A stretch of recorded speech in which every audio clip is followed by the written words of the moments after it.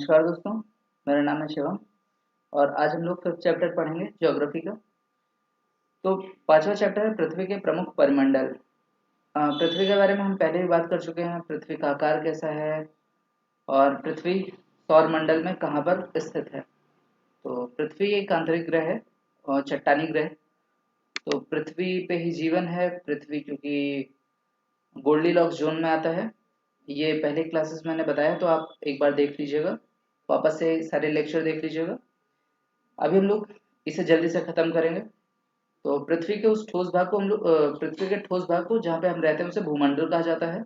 और हमारे चारों तरफ ये जो गैसों का चारों तरफ फैली हुई हैं, इस सबको हम लोग वायुमंडल में देखते हैं। तो वायुमंडल क्या है? पृथ्वी के चारों तरफ जो भी वायु का एक ब्लैंकेट कह सकते हैं, या चारों तरफ से जो ढकी हुई है हवा से, उसी को हम लोग वायुमंडल कहते हैं। जहाँ पे ऑक्सीजन है, नाइट्रोजन है, कार्बन डाइऑक्साइड है और भी बहुत सारी गैसेज हैं। तो अभी ऑक्सीजन के बारे में हम बात करते हैं। इसको हिंदी में प्राणवायु भी कहा जाता है। प्राणवायु क्यों कहा जाता है इसको आप समझ सकते हैं। कोरोना के टाइम में ऑक्सीजन की कमी हो गई थी, जिसके कारण बहुत सारे लोग मारे गए। और इसलिए भी आपको थोड़ा सा पर्यावरण का ध्यान रखना चाहिए। जितना आप पर्यावरण का ध्यान रखेंगे, पेड़ों को और ज़्यादा पेड़ लगाइए। इसके अलावा कचरा कम फैलाइए, थोड़ा सा वातावरण को स्वच्छ रखिए। और फिर आता है नाइट्रोजन, कार्बन डाइऑक्साइड की मात्रा बढ़ती जा रही, इसे ग्रीन हाउस गैस भी कहा जाता है, जिसके कारण हमारे वातावरण का तापमान भी बढ़ता जा रहा है, जिसके कारण ग्लोबल वार्मिंग हो रही है। खैर, अभी हम लोग देखते हैं पृथ्वी के चारों तरफ ये जो वायु फैली हुई है, और हम जो पानी देखते हैं, या जो हम अपनी धरती को देख रहे हैं जिस तरीके से, हम इसके बारे में अच्छे से पढ़ते हैं। पृथ्वी के बहुत बड़े भाग पर जल पाया जाता है, जिसे जलमंडल कहा जाता है। जलमंडल जैसे नदियाँ हो गई, महासागर हो गए, बड़े बड़े तालाब हो गए, या झरने हो गए, जहाँ भी पानी का एक बड़ा स्रोत होता है, उसे आप जलमंडल के अंदर अंतर्गत देख सकते हैं। तो जलमंडल वो हर जगह है जहाँ पे जल है। इसको हाइड्रोस्फीयर कह सकते हैं इंग्लिश में। जीवमंडल का एक सीमित क्षेत्र है। जीवन कहाँ पे होगा? जहाँ पे जीवन के अनुकूल परिस्थितियाँ होंगी। और जीवन के लिए क्या चाहिए? पानी चाहिए, अच्छी हवा चाहिए, और रहने के लिए ज़मीन चाहिए। तो ये तीनों चीज़ें जहाँ मिलती हैं, वही जीवमंडल कहलाता है। ये एक बहुत ही सीमित क्षेत्र होता है। जैसे जब आप समुद्र में बहुत दूर तक जाएंगे, समुद्र के ज़्यादातर किनारे भाग पे, जिसको कॉन्टिनेंटल शेल्फ कहते हैं इंग्लिश में, तो वहीं पे जो है जीवन आपको देखने को मिलता है। जैसे हम देखते हैं अ, महासागर हो गए, इनके तटों पर बहुत बड़े बड़े शहर बसे हुए हैं, या समुद्र के तटों पर बड़े बड़े शहर बसे हुए हैं। तो ये सभी इसीलिए है क्योंकि वहाँ पे जल भी मिल जाता है, वहाँ पे हवा भी मिलती है, और वहाँ पे भी पानी रहने के लिए ज़मीन भी होती है। और आप देखेंगे ज़्यादातर जितनी भी महान सभ्यताएं हैं, जैसे प्राचीन सभ्यताएं हैं, चाहे वो इजिप्ट की सभ्यता हो गई, चाहे आप सुमेर की सभ्यता देख लीजिए, या जितनी भी सभ्यताएं आप देखते हैं, तो वो सभी बड़ी नदियों के किनारे होती है, पनपी हैं। जैसे इंडस वैली सिविलाइजेशन, या आप सिंधु घाटी सभ्यता कह लीजिए, तो वो सभी अ, नदियों के किनारे ही बसी हैं, पनपी हैं, फैली हैं। आपके लिए क्वेश्चन है, आप बताइएगा हड़प्पा किस नदी के किनारे स्थित था, और मोहनजोदड़ो किस अ, नदी के किनारे स्थित है। इसके बाद हम लोग देखते हैं भूमंडल पे, जहाँ हम रहते हैं। पृथ्वी का के ठोस भाग को भूमंडल कहा जाता है। यह भूपर्पटी की चट्टान तथा मिट्टी की पतली परतों का बना होता है, जिसमें जीवों के लिए पोषक तत्व पाए जाते हैं। तो हम लोग पॉलीथीन बहुत ज़्यादा फैला रहे होते हैं, इधर उधर फेंक देते हैं, तो इससे धरती के जो पोषक तत्व हैं, इसके अलावा धरती के अंदर छोटे छोटे जीव होते हैं, उन सब के लिए भी बहुत ज़्यादा हानिकारक होता है। इसके अलावा जो पन्नी हम लोग फेंकते हैं, पॉलीथीन फेंकते हैं, तो माइक्रोबीट्स के एकदम छोटे छोटे टुकड़ों में वो धरती में फैल जाता है, और वहाँ से वो पेड़ों में जाता है, या वहाँ से वो धरती को बंजर बनाना शुरू करता है, या पेड़ों के जरिए जो है हमारे शरीर में आता है, खानों में आता है, और ये खाद्य श्रृंखला में जुड़ जाता है। तो आप लोग बचिए इस तरीके से पन्नी को कहीं भी फेंक देने से, या ऐसे कूड़ा कचरा कहीं भी फेंक देने से बचिए और थोड़ा सा जगह को स्वच्छ रखिए, क्योंकि ये धरती आपकी है, तो इसको आपको ही संभाल के रखना पड़ेगा। फिर पृथ्वी को हम देखते हैं, दो भागों में बटे हुए महाद्वीप है, महासागरीय बेसिन है, कॉन्टिनेंटल शेल्फ जिसे कहा जाता है, या कॉन्टिन मतलब ये जितने भी बड़े बड़े समुद्र हैं, तो उनकी जगहों को वो उनके सतह को हम लोग महासागरीय बेसिन कहते हैं। महाद्वीप में कौन कौन से हैं हम लोग देख लेते हैं। हाँ, एक और चीज़ मैं आपको बताना चाहूँगा, ये है हाँ, ये समुद्री जल का तल जो है सभी जगह समान होता है, तो स्थल की ऊंचाई जो होती है ये हम लोग समुद्र तल से मापते हैं, जिसे शून्य माना जाता है। तो क्योंकि समुद्र में जल है और जल एक समान तरीके से फैल जाता है, तो धरती पे जल जो है बराबर तरीके से फैला हुआ है। तो हम लोग देखते हैं, कभी आप रेलवे स्टेशन पे जाइए तो हर जगह लगभग लगभग हर रेलवे स्टेशन पे एक बोर्ड लगा होता है, वहाँ पे लिखा होगा कि आप समुद्र तल से कितनी ऊंचाई पर हैं, तो वहाँ पे आप ये चीज़ देख सकते हैं। इसके बाद हम लोग देखते हैं, ये मैप है, ये धरती को फ्लैट करके दिखाया गया है, जैसे हम लोग पिछले चैप्टर्स में पढ़े हैं। यहाँ पे देखिए, ये है महासागर, ये हो गया हमारा प्रशांत महासागर, सबसे बड़ा भूभाग में फैला हुआ है, ये प्रशांत महासागर है। और फिर जो है ये जो है इसका शेप ऐसे है, ये धरती गोल है तो आप समझ लीजिएगा स्फीयर के रूप में है। ये हमारा हिंद महासागर और ये प्यारा भारत हमारा यहाँ पे है। तो हिंद महासागर ट्रायंगल शेप में है, तो आप शेप ये महासागरों के आकार हैं वो याद रखिएगा। उसके बाद जो है ये अटलांटिक महासागर है, ये यस शेप में है। फिर ये आगे हमारे कॉन्टिनेंट्स, यानी ये देखिए दक्षिण अमेरिका, यहाँ पे उत्तर अमेरिका है, यूरोप है, अफ्रीका है, और ये आता है एशिया। एशिया में यहाँ पे भारत है, ये है हिमालय, ये है तिब्बत की पठार जो कि भारत और चीन के बीच में एक खैर ये हम बाद में पढ़ेंगे। फिर हम लोग ये देखते हैं, विश्व का सबसे ऊंचा शिखर माउंट एवरेस्ट है, समुद्र तल से 8,848 मीटर ऊंचा है। अभी वापस चीन और नेपाल ने इसकी ऊंचाई नापने की कोशिश की थी। तो ये कहाँ पे है, ये है हमारी धरती, और ये एशिया है, और यहाँ पे ये हिमालय पर्वत श्रृंखला, तो यहीं पे कहीं माउंट एवरेस्ट है। इसके बाद जो है महाद्वीप। पृथ्वी पर 7 प्रमुख महाद्वीप हैं, ये कौन कौन से हैं, ये विस्तृत जल राशि के द्वारा एक दूसरे से अलग हैं। ये महाद्वीप हैं, एशिया हो गया, यूरोप हो गया, अफ्रीका हो गया, उत्तर अमेरिका हो गया, दक्षिण अमेरिका हो गया, ऑस्ट्रेलिया हो गया और अंटार्कटिका हो गया। तो ये हो गया 7 महाद्वीप। और ये एशिया विश्व का सबसे बड़ा महाद्वीप है। यहाँ पे अब हम लोग जो है ये सभी महाद्वीपों के बारे में देख लेते हैं। उसके पहले अभी हम लोग एवरेस्ट के बारे में बात कर रहे थे, तो एक और डाटा है जिसे हम लोग देख लेते हैं। ये न्यूजीलैंड के एडमंड हिलेरी और तथा भारत के तेंजिंग नॉर्गे शेरपा, ये सबसे पहले जो है माउंट एवरेस्ट की चढ़ाई किए थे और ये सफल भी हुए थे। फिर जापान की जुंगो तबेई विश्व की पहली महिला थी जिसने 16 मई 1975 को एवरेस्ट पर कदम रखा। भारत की पहली महिला बछेंद्री पाल हैं। एक चीज़ याद रखिएगा, अब ऐसे सारे फैक्ट नहीं पूछे जाते हैं, तो हम लोग जो है इस तरीके के फैक्ट को बहुत ज़्यादा नहीं देखेंगे, इग्नोर करेंगे, कॉन्सेप्ट को समझते जाइएगा। फिर आता है एशिया के पश्चिम रूप से अलग करता है, ये कहाँ पे हम लोग देख लेते हैं। ये है यूराल माउंटेन्स, जो कि एशिया को अफ्रीका से अलग करता है। ये देख रहे हैं, ये एशिया को यूरोप से अलग करता है, यूराल माउंटेन्स या यूराल पर्वत हो गया। फिर है हाँ, तो एशिया और यूरोप के भाग को जो है हम लोग मिला करके यूरेशिया कहते हैं, इस संयुक्त भूभाग को। ये हो गया यूरोप और ये हो गया एशिया। हम लोग इसका कलर चेंज कर लेते हैं।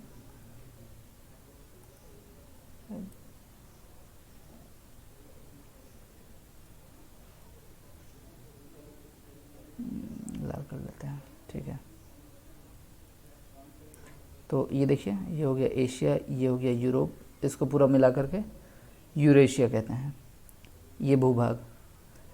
और फिर देखिए, अब हम लोग आगे चलते हैं यूरोप के ऊपर, यूरोप पर। तो यूरोप एशिया का बहुत यूरोप एशिया से बहुत छोटा है, ये वैसे ही बहुत छोटा है, अफ्रीका से भी छोटा है, और लगभग यह महाद्वीप एशिया के पश्चिम में स्थित है। हम लोग देख चुके हैं अभी, आर्कटिक वृत्त इससे होकर गुजरता है। आर्कटिक वृत्त क्या है ये आप मुझे बताइए, क्योंकि इसके पहले ही मैं बता चुका हूँ। यह 3 तरफ से जल से घिरा है। विश्व के मानचित्र को देखिए और इसकी स्थिति का पता लगाइए। फिर है अफ्रीका, एशिया के बाद विश्व का दूसरा सबसे बड़ा महाद्वीप है, और ये आने वाले समय में क्योंकि इनके पास मिनरल्स भी बहुत ज़्यादा हैं, और यहाँ पे इनकी इकॉनमी भी धीरे धीरे बढ़ रही है, ये डेवलपिंग फेज़ में है। तो आने वाले टाइम में ये काफ़ी तेज़ी से आगे बढ़ेंगे। यहाँ पे हो गया नाइजीरिया वगैरह, ये सारे देश हो गए। यहाँ पे हमारा है साउथ अफ्रीका, और यहाँ पे इजिप्ट, ये नील नदी के किनारे विश्व की सबसे पुरानी सभ्यताओं में से एक इजिप्ट की, मिस्र की सभ्यता ने जन्म लिया था। फिर हम यहाँ पे देखते हैं, अफ्रीका एशिया के बाद विश्व का दूसरा सबसे बड़ा महाद्वीप है। विषुवत वृत्त या 0 डिग्री अक्षांश, जिसको हम लोग भूमध्य रेखा भी कहते हैं, इस महाद्वीप के लगभग मध्य भाग से होकर गुजरती है। तो यहाँ पे इसे हम देख लेते हैं जल्दी से। ये देखिए विषुवत वृत्त हो गए। ये एक और चीज़ याद रखिएगा, ये अकेला ऐसा महाद्वीप है जिसे ये तीनों रेखाएं होकर गुजरती हैं। ये कर्क रेखा हो गया, विषुवत वृत्त हो गया, और मकर रेखा, ट्रॉपिक ऑफ कैंसर, ये हो गया इक्वेटर, और ये हो गया ट्रॉपिक ऑफ कैप्रिकॉर्न। तो ये होके गुजरता है, ये मध्य से जो है।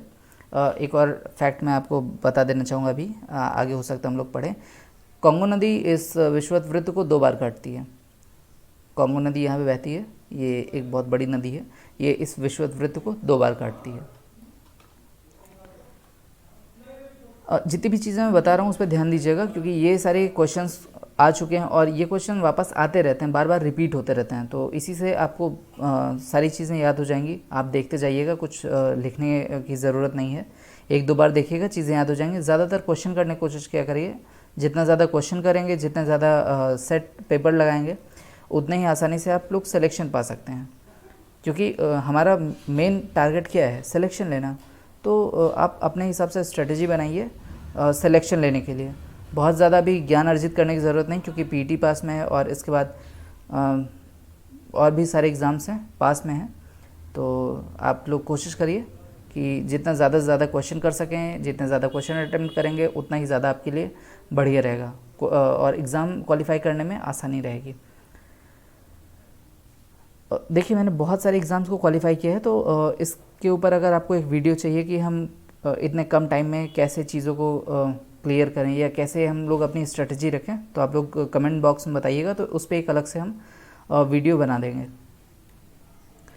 विश्व की सबसे लंबी नदी नील अफ्रीका से होकर गुजरती है, ये हम लोग देख चुके हैं। नील नदी के किनारे विश्व की सबसे पुरानी सभ्यताओं में से एक सभ्यता थी, ये भी हम बात कर चुके हैं। विश्वत ठीक है। उत्तर अमेरिका विश्व का तीसरा सबसे बड़ा महाद्वीप है। यह दक्षिण अमेरिका से एक सक्रिय स्थल से जुड़ा है, जिसे पनामा जल संधि कहा जाता है। यह पनामा जल संधि, ये याद रखिएगा, जल संधि है जहाँ पे एक ये 2 भूभाग को जोड़े रखता है। स्थल संधि क्या है, मैंने जल संधि बोला, रुकिए, स्थल संधि, जल डमरू मध्य होता है, ठीक है, जहाँ से 2 भूभाग को जोड़ा जाता है, ये जगह हो गई स्थल संधि। स्थल संधि स्थल का एक सकरा भाग होता है जो 2 बड़े भागों को एक दूसरे से जोड़ता है। जल संधि पानी का एक सकरा भाग होता है जो 2 बड़ी जल राशियों को, जैसे समुद्र तथा महासागरों को, एक दूसरे से जोड़ता है। ये सबसे अच्छा एग्जाम्पल है पाक स्टेट जिसे कहते हैं इंग्लिश में, और ये पाक जल संधि। पाक जल संधि ये याद रखिएगा यहाँ पे है, ठीक है, ये भारत और श्रीलंका को जोड़ता है। आप लोग पाक से इसको रिलेट मत करिएगा। तो पाक जल संधि यहाँ पे है, ये इसमें नाम भी पूछा गया तो नाम मैंने आपको बता दिया, ये आपको देखिएगा। फिर ये हो गया दक्षिण अमेरिका के बारे में देख लेते हैं। दक्षिण अमेरिका का अधिकांश भाग दक्षिण गोलार्ध में स्थित है। दक्षिण अमेरिका में सबसे बड़े वन पाए जाते हैं, जिसका नाम क्या है आप बता दीजिएगा। ये एवरग्रीन फॉरेस्ट होते हैं, सदाबहार वन होते हैं। यहाँ पे हमेशा इनके पत्तियाँ कभी नहीं झड़ती हैं और ये हमेशा बने रहते हैं। यहाँ पे बहुत बड़ी नदी है, विश्व की सबसे बड़ी नदी यहीं पे है और वो है अमेज़न, और इसी के नाम पे भी अमेज़न फॉरेस्ट मैंने बता दिया। और उस जगह को बोलते हैं सेल्वाज, जहाँ पे ये ब्राज़ील वाले इस एरिया को सेल्वाज बोलते हैं, ये याद रखिएगा। अभी हम लोग जब ग्रासलैंड के बारे में पढ़ेंगे, जितने भी घास के मैदान हैं, तो उस पर क्वेश्चंस बनते हैं, तो उसको हम लोग देखेंगे जल्दी से। याद रखिए, प्रेयरीज उत्तर अमेरिका में है। यहाँ मैं ऐसे ही सिंपल से बता देता हूँ, प्रेयरीज उत्तर अमेरिका में है। अमेरिका याद रखिए, सब लोग अमेरिका के पास जाते हैं, प्रेयर करते हैं, और फिर उससे याद रखिएगा ये प्रेयरीज़ हैं। यहाँ पे हम लोग हाथ जोड़ने वाला बना देते हैं, कई लोग जाते हैं, जैसे पाकिस्तान हो गया, तो ये हो गया प्रेयरीज़। ये हो गया पंपास जो है दक्षिण अमेरिका में है। और बाकी जगह यहाँ पे मैंने बताई है आपको, सेल्वाज है, यहीं पे हमारा है ये रेन फॉरेस्ट, यानी ये हमेशा हरा रहता है। और यहाँ के पेड़ बहुत ज़्यादा कट रहे हैं, तो इससे वातावरण को बहुत ज़्यादा नुकसान हो रहा है। ये धरती के फेफड़े हैं। फिर हम लोग देखते हैं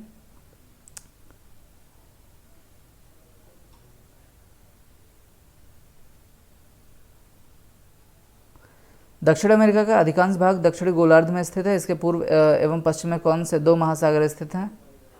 यहाँ पे पश्चिम और पूर्व। पश्चिम ये हो गया, ये मैंने बताया था। ये हो गया हमारा पैसिफिक ओशन यानी प्रशांत महासागर। ये हो गया अटलांटिक ओशन, अटलांटिक महासागर। तो ये देख लीजिएगा। और विश्व की सबसे लंबी पर्वत श्रृंखला एंडीज़ इसके उत्तर से दक्षिण की ओर फैलती है। यहाँ पे है रॉकीज़, ये उत्तर अमेरिका में है। यहाँ पे रॉकीज़ है और यहाँ पे है एंडीज़। फिर ये देखते हैं, दक्षिण अमेरिका में विश्व की सबसे बड़ी नदी अमेज़न बहती है। ये मैं पहले ही बता चुका हूँ। ऑस्ट्रेलिया विश्व का सबसे छोटा महाद्वीप है, जो कि पूरी तरीके से दक्षिण गोलार्ध में स्थित है। यहाँ चारों तरफ से महासागरों तथा समुद्रों से घिरा है। इसे द्वीपीय महाद्वीप भी कहा जाता है। ये बेचारा छोटा सा है। और हम लोग पढ़ेंगे अभी भारत क्वाड कंट्रीज़ है, तो क्वाड कई देशों का समूह है। तो उसमें ऑस्ट्रेलिया है, भारत है, जापान है और अमेरिका है। तो ये याद रखिएगा, ये क्वेश्चन में पूछा जा सकता है आपके एग्ज़ाम में। ऑस्ट्रेलिया विश्व का सबसे छोटा महाद्वीप है। ये हो गया अंटार्कटिका। ये पूरी तरीके से बर्फ़ में ढका है और ये एक बहुत बड़ा महाद्वीप है, जो कि दक्षिणी गोलार्ध में स्थित है। दक्षिण ध्रुव इस महाद्वीप के मध्य में स्थित है। एक समय था कि हमारा भारत, ऑस्ट्रेलिया और ये अंटार्कटिका, ये सभी एक साथ जुड़े हुए थे। ये जितने भी महाद्वीप आपको दिखते हैं, ये सभी एक साथ जुड़े हुए थे। ये बाद में अलग हुए हैं, ये मैं आपको आगे पढ़ाऊँगा। तो ये देखिए, ज्योग्राफी बहुत ही मज़ेदार सब्जेक्ट है। तो आप लोग थोड़ा ध्यान से पढ़िए, और इससे बहुत ज़्यादा क्वेश्चंस भी आते हैं। PCS में आते हैं, ARO में आते हैं, और जितने भी एग्ज़ाम्स होते हैं उसमें आते हैं। UPSC में बहुत ज़्यादा क्वेश्चंस इससे सीधे तो नहीं आते हैं। पिछले कुछ सालों में 4-4 क्वेश्चन करके आए हैं। तो UPSC के प्री में उतना ज़्यादा इसका योगदान नहीं है, लेकिन मेंस में अच्छे खासे क्वेश्चंस इससे भी बनते हैं। तो इसे आप देखते रहिए। फिर भारत के शोध संस्थान यहाँ पे हैं। इसके नाम मैत्री हैं तथा दक्षिण गंगोत्री है। अब हम लोग बात करेंगे जलमंडल के बारे में। तो हम लोग देखते हैं जलमंडल के बारे में। पृथ्वी को नीला ग्रह कहा जाता है। क्यों? क्योंकि यहाँ पे बहुत ज़्यादा पानी है। पानी इतना ज़्यादा होने के बावजूद भी हम लोग पानी के लिए परेशान रहते हैं। शहरों में साफ़ पीने का पानी नहीं है, और गांव में भी पानी की हालत ख़राब होती जा रही है। उसमें आर्सेनिक की मात्रा बढ़ती जा रही है, क्योंकि जो वाटर लेवल है वो नीचे गिरता चला जा रहा है। इसका कारण भी हमें लोग हैं, पेड़ों को ज़्यादातर काट देते हैं। इसके अलावा जो तालाब हैं, बड़े बड़े तालाब पहले हुआ करते थे, उन सभी पे हम लोग कब्ज़ा करते चले जा रहे हैं। ये हमारा लालच हमें परेशान रखता है। पृथ्वी का 71% भाग जल तथा 29% भाग स्थल है। जलमंडल में जल के सभी रूप उपस्थित हैं। इसमें महासागर हैं, महासागर, नदियाँ, झीलें, हिम नदियाँ, भूमिगत जल, तथा वायुमंडल की जल वाष्प सभी सम्मिलित है। पृथ्वी पर पाए जाने वाले जल का 97% से अधिक भाग महासागरों में पाया जाता है एवं इतना अधिक खारा होता है कि इसको आप पी भी नहीं सकते हैं। ये आपके इस्तेमाल के लिए तो बिल्कुल भी नहीं है, मानव के उपयोग में नहीं आ सकता है। शेष जल का बहुत बड़ा भाग बर्फ़ की परतों एवं हिम नदियों तथा भूमिगत जल के रूप में पाया जाता है, जो कि वैसे भी धरती का तापमान बढ़ रहा है, ग्लेशियर्स पिघल रहे हैं और आर्कटिक और अंटार्कटिक में जितने भी बर्फ़ हैं वो भी पिघल रही हैं धीरे धीरे। तो ये बहुत ही बड़ी समस्या का कारण है, जिसके कारण समुद्र तल की ऊंचाई भी बढ़ती जाएगी और बहुत सारी जगह डूब जाएंगी। ये सारी समस्या तो एक तरफ है, लेकिन जैसे जैसे ग्लेशियर्स पिघलते जाएंगे हमारे नदियों में शुरुआत में तो पानी बहुत ज़्यादा बढ़ जाएगा और एक समय ऐसा आएगा कि पानी ख़त्म हो जाएगा, कम हो जाएगा, नदियाँ सूख जाएंगी। आप सभी अराल सी के बारे में पढ़े होंगे, सुने होंगे, वो सूख गया है।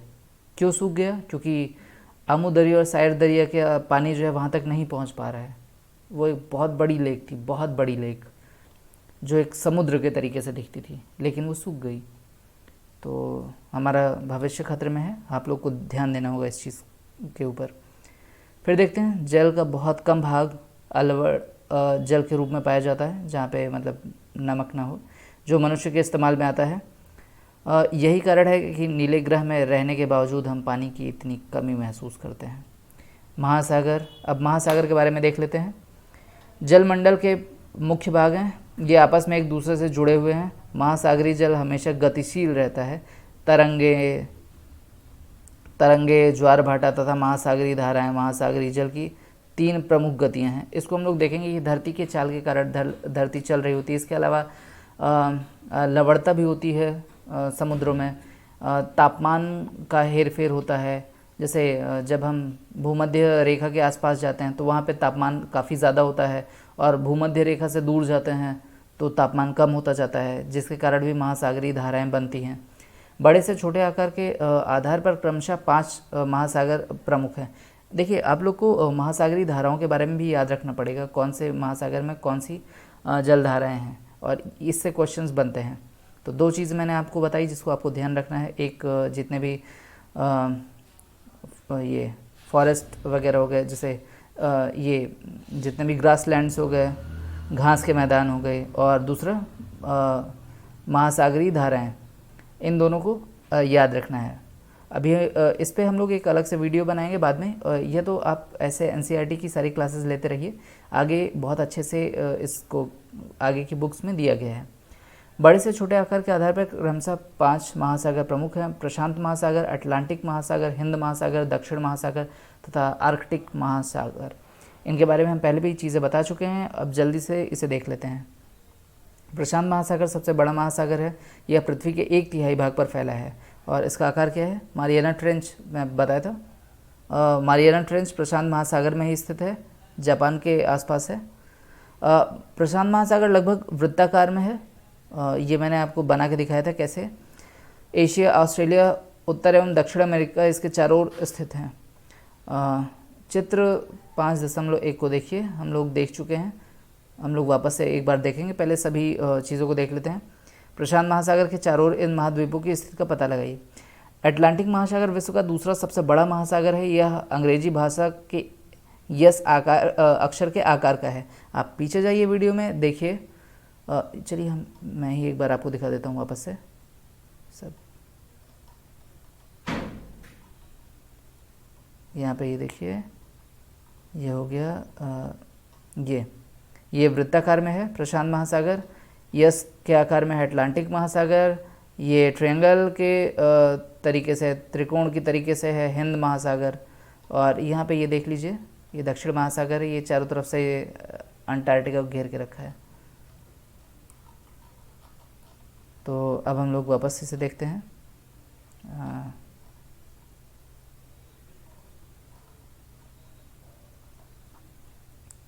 व्यापार की दृष्टि से सबसे व्यस्त महासागर है, ये कौन सा है? हमारा अटलांटिक महासागर है। इसके पश्चिम के, इसे आप पढ़ लीजिएगा, जो मेन चीज़ें मैंने आपको बता दी। एक अकेला ही ऐसा महासागर है जो कि किसी देश के नाम पे रखा गया है, वो है हमारा प्यारा भारत, और ये है हिंद महासागर। ये महासागर लगभग त्रिभुजाकार है, ये मैंने पहले ही बता दिया है। इसके बाद है दक्षिण महासागर अंटार्कटिका महाद्वीप को चारों ओर से घेरता है। यह अंटार्कटिका महाद्वीप के उत्तर की ओर 60 डिग्री दक्षिण अक्षांश तक फैला हुआ है। आर्कटिक महासागर उत्तर ध्रुव वृत्त में स्थित है तथा यह उत्तर ध्रुव के चारों ओर फैला है। ऊपर देखिएगा आप मैप में। यह प्रशांत महासागर से छिछले जल वाले एक सक्रिय भाग से जुड़ा है जिसे बेरिंग जलसंधि के नाम से जाना जाता है। अभी मैं वापस जाऊंगा तो फिर मैं इसे दिखाऊंगा। यह उत्तर अमेरिका के उत्तरी तटों तथा यूरेशिया से घिरा है। ये हो गया हमारा महासागर। अब हम लोग वायुमंडल के बारे में बात कर लेते हैं। वायुमंडल ये एक इम्पॉर्टेंट टॉपिक है, इसको यहाँ से याद रखिएगा, ठीक है। ये इस ऑर्डर को याद रखिएगा, ये ऑर्डर इम्पॉर्टेंट है। सबसे नीचे है क्षोभ मंडल जिसे ट्रोपोस्फियर कहते हैं, फिर समताप मंडल है, स्ट्रेटोस्फियर है, मध्य मंडल है, आयन मंडल है, ये आयनोस्फियर है, फिर इसके ऊपर होता है बहिर्मंडल यानी एक्सोस्फियर। तो इसे याद रखिएगा, ये ट्रोपोस्फियर, स्ट्रेटोस्फियर, ठीक है, और यहाँ से होता हुआ ये आयनोस्फियर तक जाता है, ये ठीक है। इसे आप लोग देख लीजिएगा, इसे पूरा याद कर लीजिएगा। क्षोभ मंडल हो गया, समताप मंडल हो गया, मध्य मंडल हो गया, आयन मंडल हो गया और बहिर्मंडल हो गया। ये ऑर्डर याद रखिएगा। हमारी पृथ्वी चारों ओर गैस की एक परत से घिरी हुई है जिसे वायुमंडल कहा जाता है। ये वायुमंडल है जिसको हम चारों तरफ से देखते हैं। वायु की यह पतली परत इस ग्रह को महत्वपूर्ण इस ग्रह का महत्वपूर्ण एवं अटूट भाग है, क्योंकि ऑक्सीजन, नाइट्रोजन, ये सारी गैसेस यहीं मिलती हैं। इसके अलावा भी इसका काम है, जैसे ये है हमारा ओजोन, ये समताप मंडल में ओजोन होता है, यहीं पे ओजोन लेयर भी होती है, ओजोन की परत यहीं पे है जो कि हमें पराबैंगनी किरणों से बचाती है। तो ये ओजोन हो गया। इसके अलावा ये रिफ्लेक्ट भी कर देती है जितनी भी हानिकारक किरणें आती हैं। शुरुआत में आयन मंडल है, ये आयन मंडल हमें बचाता है सूर्य की रेडिएशन से। और फिर ऐसे देखते हैं हम लोग नीचे यहाँ पे वायुमंडल 1600 किलोमीटर तक की ऊंचाई तक फैला हुआ है। इन परतों को पृथ्वी की सतह से शुरू करते हुए क्षोभ मंडल, समताप मंडल, मध्य मंडल, आयन मंडल तथा बहिर्मंडल कहा जाता है। फिर ये आयतन के अनुसार नाइट्रोजन, ये वायुमंडल में प्रमुखता ऑक्सीजन तथा नाइट्रोजन का बना है जो कि साफ तथा शुष्क हवा का 99% भाग है। आयतन के अनुसार नाइट्रोजन 78% और ऑक्सीजन 21% तथा दूसरी गैसेस जैसे कार्बन डाइऑक्साइड, आर्गन इत्यादि मात्र 1% है। तो ये याद रखिएगा, बस ये याद रखने की आपको ज़रूरत है, ये दो चीज़, ठीक है। सबसे ज़्यादा क्या है? सबसे ज़्यादा है नाइट्रोजन 78% और फिर है ऑक्सीजन 21%, फिर बाकी बचा 1%, 1% में बाकी सारी चीज़ें हैं। ऑक्सीजन सांस लेने के लिए आवश्यक है जबकि नाइट्रोजन प्राणियों की वृद्धि के लिए आवश्यक है। पेड़ों में जैसे हम लोग जैसे जो गांव में रहने वाले लोग हैं वो जानते हैं, खाद डाली जाती है जिसमें यूरिया होता है। तो ये सब होता क्या है? इन सब में नाइट्रोजन होता है और इसी नाइट्रोजन को जो है आर्टिफिशियल तरीके से धरती में पहुंचाया जाता है। इसके अलावा जैसे दाल हो गई, दाल के पेड़ में जो है ऐसे बैक्टीरिया होते हैं जो कि नाइट्रोजन को फिक्स करते हैं, जिनको नाइट्रोजन फिक्सेशन ये बैक्टीरिया कहा जाता है। ऑक्सीजन ये हो गया। ऊंचाई के साथ वायुमंडल के घनत्व में भिन्नता आती है। यह घनत्व समुद्र तल पर सबसे अधिक होता है तथा जैसे जैसे हम ऊपर की ओर बढ़ते जाते हैं यह तेज़ी के साथ घटता जाता है। जैसे आप ऊपर जाएंगे, पहाड़ों पे चढ़ेंगे, ट्रैकिंग के लिए बहुत लोग जाते हैं, या माउंट, इसको वापस यहाँ से देखते हैं। ऊंचाई के साथ वायुमंडल के घनत्व में भिन्नता आती जाती है। जैसे जैसे हम ऊपर जाते हैं वैसे वैसे हवा का दबाव जो है वो कम होता जाता है, जिसके कारण जो है हमें ऊपर चढ़ने में कठिनाई होती है। जैसे पर्वतारोही होते हैं, माउंट एवरेस्ट पे चढ़ रहे होते हैं या और जगह ट्रैकिंग कर रहे होते हैं, तो एक समय के बाद उनको बड़ी दिक्कत होने लगती है सांस लेने में। वो इसलिए क्योंकि हवा का घनत्व कम हो जाता है, लेकिन हमारे शरीर के अंदर जो हवा का घनत्व होना चाहिए वो उतना ही रहता है। तो हमें ऊपर सांस लेने में दिक्कत होने लगती है, इसीलिए बहुत सारे लोग ऑक्सीजन सिलेंडर लेके जाते हैं। और स्पेस में तो हवा है ही नहीं है, तो वहाँ के लिए तो बहुत ज़्यादा ज़रूरी है। ये हो गया, यहाँ पे सब कुछ आपको दिया है। वायुमंडल हो गया, ये हमारा स्थल मंडल हो गया जहाँ पे रह रहे हैं, ये जल मंडल हो गया, और जहाँ पे सभी एक साथ पाए जाते हैं वो हो गया हमारा जीवमंडल। फिर देख लेते हैं जीवमंडल के बारे में। जीवमंडल स्थल, जल तथा हवा के बीच में एक सीमित भाग है। यह वह भाग है जहाँ जीवन मौजूद है, जहाँ जीवों की बहुत सी प्रजातियाँ हैं जो कि सूक्ष्म जीवों तथा बैक्टीरिया से लेकर बड़े स्तनधारियों के आकार में पाई जाती हैं।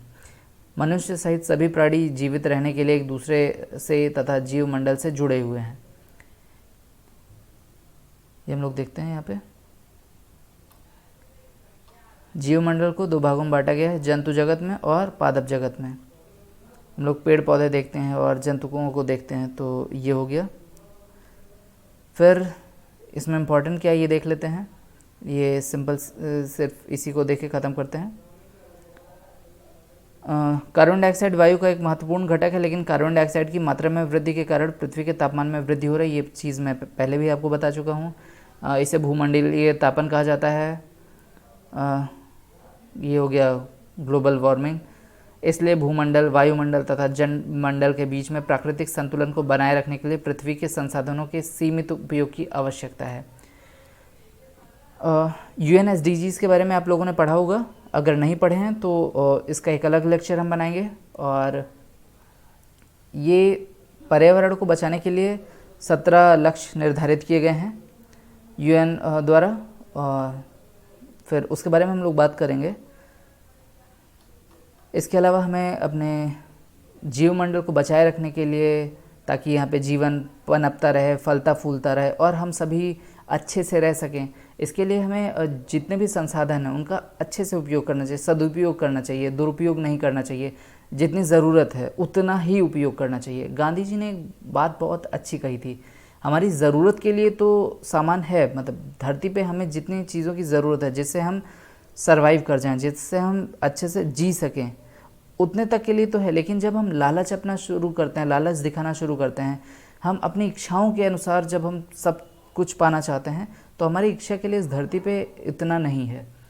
तो इसी के साथ मैं इस लेक्चर को ख़त्म करता हूँ। और इसमें आपको कुछ पूछना हो या कोई चीज़ नहीं समझ में आ रही हो तो आप कमेंट बॉक्स में बताएं, हम आपके साथ जुड़ेंगे। आप हमारे टेलीग्राम चैनल पे भी जुड़ सकते हैं। इसके अलावा हमारे चैनल को सब्सक्राइब करना, शेयर करना ना भूलें, क्योंकि आप शेयर करेंगे तो हमारा आत्मविश्वास बढ़ता है और फिर हम ऐसे और सारी वीडियोस लेके आएंगे। हमने बहुत सारे डाटा को इसमें कलेक्ट किए हैं और ये सभी आपके एग्ज़ाम में सीधे तौर पे आने वाले हैं। जितनी चीज़ें मैं बता रहा हूँ वो सब तो सीधे सीधे एग्ज़ाम में आएंगी ही, और इन चीज़ों को मैं आगे भी रिपीट करता रहूँगा। तो आप सिर्फ और सिर्फ वीडियो देख रहे होंगे, तब भी जो है ज़्यादातर चीज़ें आपको कवर हो जाएंगी, क्लियर हो जाएंगी। और ठीक है, आज के लिए इतना ही काफ़ी है। धन्यवाद।